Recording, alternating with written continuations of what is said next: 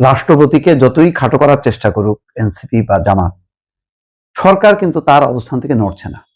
এমন না যে রাষ্ট্রপতি শাহাবুদ্দিনকে খুব ভালোবাসছে, তার প্রতি প্রেমে গদগদ হয়ে গেছে বিএনপি, বিষয়টা তা না।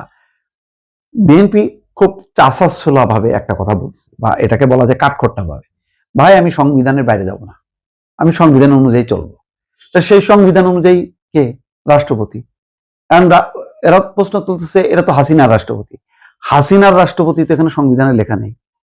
লেখা আছে বাংলাদেশ সরকারের রাষ্ট্রপতি, রাষ্ট্রের রাষ্ট্রপতি শাহাবুদ্দিন আহমেদ, এখন মোহাম্মদ শাহাবুদ্দিন।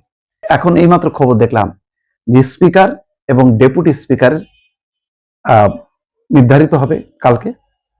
বিএনপি সংসদীয় সভায় তারা ঠিক করবে এবং তাদের দুজনকে শপথ পড়াবেন রাষ্ট্রপতি।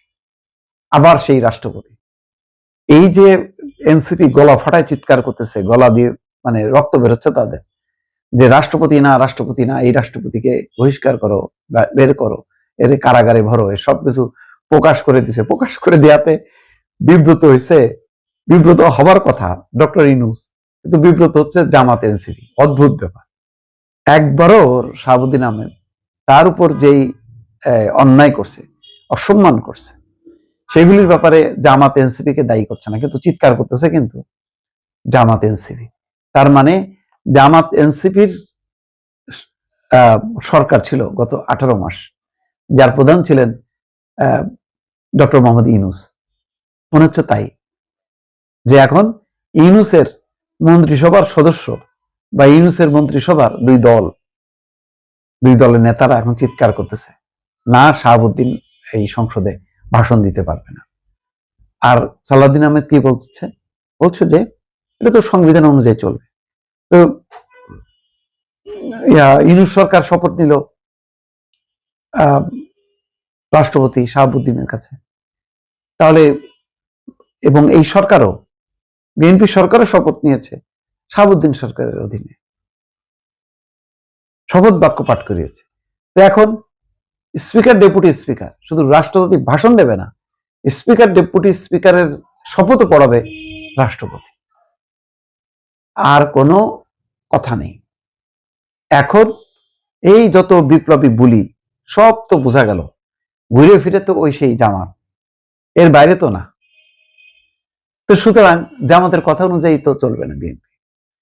যদি একটা রাজনৈতিক রীতি তারা তৈরি করত, যে না পলিসি বিতর্ক, যেমন তারেক রহমান আমি দেখলাম যে ব্যক্তিগতভাবে কাউকে বলেনি যে চোর, জামাত বা এনসিপি কাউকে কিন্তু অনেক কথা বলতে পারতেন, তার কাছে তো তথ্য কম আছে, আপনার আমার চেয়েও বেশি আছে, বলছে বদনাম করে আমি সময় কাটাবো না, আমি আমার পলিসি নিয়ে আমি কথা বলবো। সেই পলিসি 20 দিনের মাথায় এসে ফ্যামিলি কার্ড চালু করে দিয়েছে, বলছে যে আগামী মাসে কৃষক কার্ডও চালু করবে। তার বিপরীতে আমরা দেখলাম না যে একটা পলিসি ডিবেট হইতে।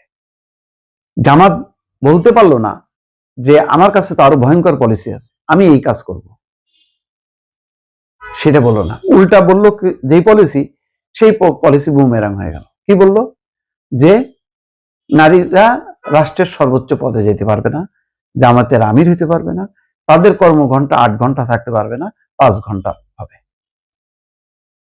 পুরো নারীরা খেপে গেল। তারপরে আরো ভংচং করলো, এক হিন্দুকে কোথার থেকে নিয়ে এসে প্রার্থী বানাইলো, বললো যে আরে তুমি করো জামাত ইসলামের মধ্যে, তোমার পার্টির মধ্যে হিন্দুদের অবস্থান কোথায়, নাম চেঞ্জ করছো, নাম পাল্টাইছো? নাম তো পাল্টাও নেই, তাহলে তোমার জামাত ইসলামের ব্যানারে হয় কি করে?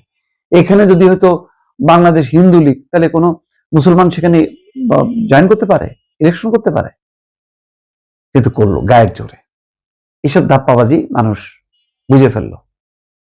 ফলে ওই কৃষ্ণ নন্দী নাকি নাম, সে নির্বাচিতও হইতে পারে নাই, যদিও সেই জায়গায় সংখ্যালঘু প্রধান, সেখানে কিন্তু নির্বাচিত হইতে পারে নাই। এইসব করতে করতে এখন দেখা যাচ্ছে যে তার সংসদে আসছে, সংসদে আমি জানি না রাষ্ট্রপতি ভাষণের সময় বোধহয় তারা ওয়াকআউট করবে, বা রাষ্ট্রপতি ভাষণের সময় থাকবে না, তারপরে তারা সংসদে যোগ দেবে। কিন্তু ওই যে স্পিকার ডেপুটি স্পিকার রাষ্ট্রপতি শপথ পড়াবে, ওই ডেপুটি স্পিকারের অধীনেই কিন্তু চলতে হবে, এর অন্যথা আর হচ্ছে না আপাতত।